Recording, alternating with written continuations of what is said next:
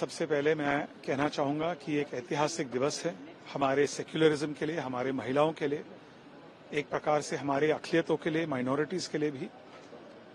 जो नकारात्मक राजनीति इतने दशकों से किया जा रहा था, मुसलमानों को केवल वोट बैंक के रूप में यूज करना, इस्तेमाल करना, उनको विकास से दूर रखना।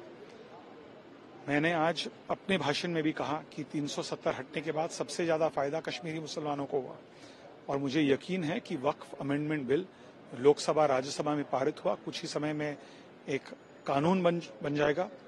उसके बाद सबसे ज्यादा फायदा आम जरूरतमंद मुसलमानों को मिलेगा। जहां तक उभाटा की सवाल है, एक बात स्पष्ट है, पूरी महाराष्ट्र जानती है कि उभाटा यानी कि उद्धव ठाकरे जी की जो पार्टी है वो एक हिंदू विरोधी पार्टी है।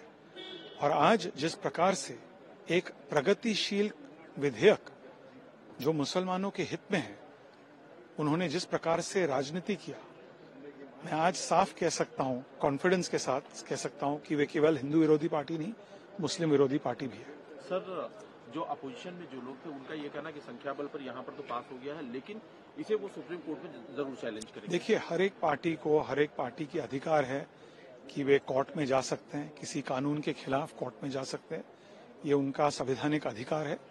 कोर्ट अल्टीमेटली निर्णय लेगी। 370 को जब हटाया गया उस समय भी लोग सुप्रीम कोर्ट में गए थे, सुप्रीम कोर्ट ने अपना वर्डिक्ट दिया।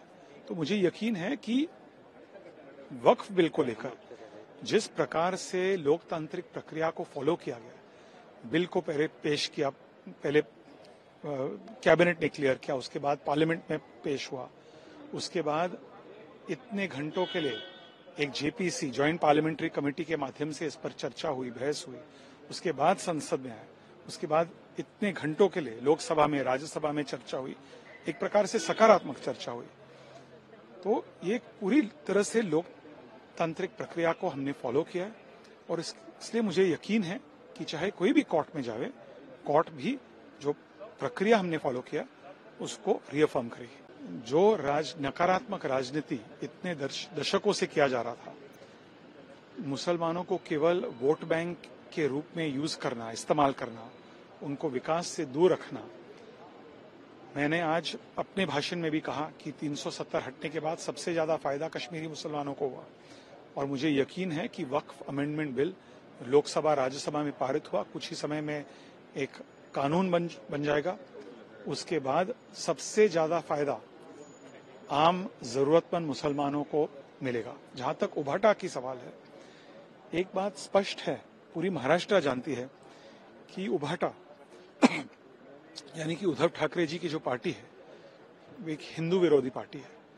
और आज जिस प्रकार से एक प्रगतिशील विधेयक जो मुसलमानों के हित में है, उन्होंने जिस प्रकार से राजनीति किया, मैं आज साफ कह सकता हूं, कॉन्फिडेंस के साथ कह सकता हूं कि वे केवल हिंदू विरोधी पार्टी नहीं, मुस्लिम विरोधी पार्टी भी है।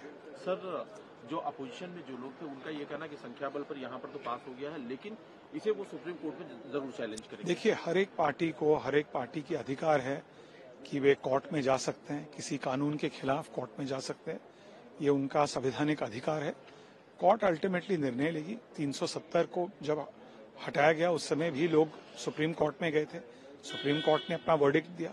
तो मुझे यकीन है कि वक्फ बिल को लेकर जिस प्रकार से लोकतांत्रिक प्रक्रिया को फॉलो किया गया, बिल को पहले पेश किया, पहले कैबिनेट ने क्लियर किया, उसके बाद पार्लियामेंट में पेश हुआ, उसके बाद इतने घंटों के लिए एक जेपीसी, ज्वाइंट पार्लियामेंट्री कमेटी के माध्यम से इस पर चर्चा हुई, बहस हुई, उसके बाद संसद में आया, उसके बाद इतने घंटों के लिए लोकसभा में, राज्यसभा में चर्चा हुई, एक प्रकार से सकारात्मक चर्चा हुई।